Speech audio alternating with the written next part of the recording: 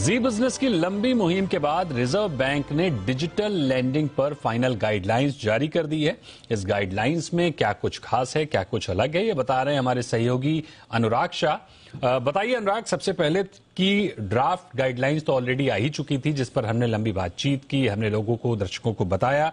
अब इससे इतर ये फाइनल गाइडलाइंस में क्या कुछ नया और क्या कुछ खास है?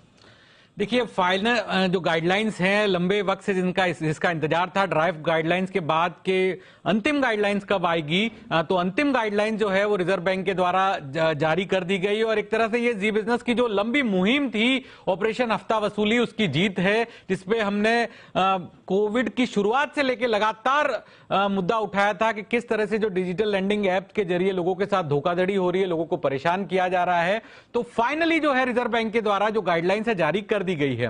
और ड्राफ्ट गाइडलाइंस के मुकाबले जो एक सबसे बड़ी बात है जो फाइनल गाइडलाइंस में कही गई है कि ये जो गाइडलाइंस है ये मौजूदा ग्राहकों के लिए भी लागू होगी। यानी किसी ने पहले लोन ले लिया है, पहले आज की तारीख से पहले भी अगर जो डिजिटल लेंडिंग कंपनियां हैं उनसे लोन लिया हुआ है, तो उनको भी जो सुरक्षा कवच है वो इन डिजिटल लेंडिंग गाइडलाइन से मिलेगा। और जो नए ग्राहक होंगे, यानी आने वाले वक्त में जो ग्राहक होंगे, उनको तो सुरक्षा मिलेगी ही। तो मोटी मोटी जो बातें हैं डिजिटल लैंडिंग गाइडलाइंस के अंदर ही कि जो रेगुलेटेड एंटिटीज है वो ही लोन दे पाएगी। रेगुलेटेड एंटिटीज के ऊपर जिम्मेदारी होगी कि उनसे जुड़ी हुई जो तमाम तरह की एजेंसीज है, अगर उनके द्वारा भी कोई गड़बड़ी की जाती है तो जो उसकी जिम्मेदारी है वो रेगुलेटेड एंटिटीज के ऊपर आएगी। इसके अलावा जो चार्जेस हैं, तमाम तरह के चार्जेस, प्रोसेसिंग फीस, इंटरेस्ट वगैरह, वो पूरी तरह से ट्रांसपेरेंसी के साथ कंपनियों को बताने होंगे।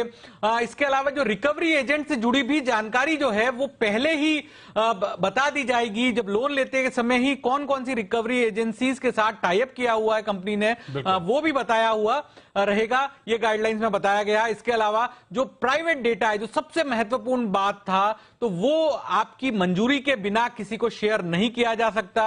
वो जिम्मेदारी जो है वो एनबीएफसी कंपनी या जो रेगुलेटेड एंटिटी है उनके ऊपर रहेगी कि डेटा का जो इस्तेमाल नहीं हो। तो ये मोटा मोटा जो ड्राफ्ट गाइडलाइंस के अंदर बातें थी उसी को फाइनल गाइडलाइंस में दिया गया। और एक एडिशन है कि ये पुराने ग्राहकों पर भी लागू रहेगी। ये एक बड़ी अहम बात है कि जो पुराने ग्राहक हैं उन पर भी ये नई गाइडलाइंस जारी रहेंगी। यानी काफी हद तक उन लोगों को बड़ी राहत मिलने वाली है जिन्होंने डिजिटल लैंडिंग ऐप से लोन ले रखा है।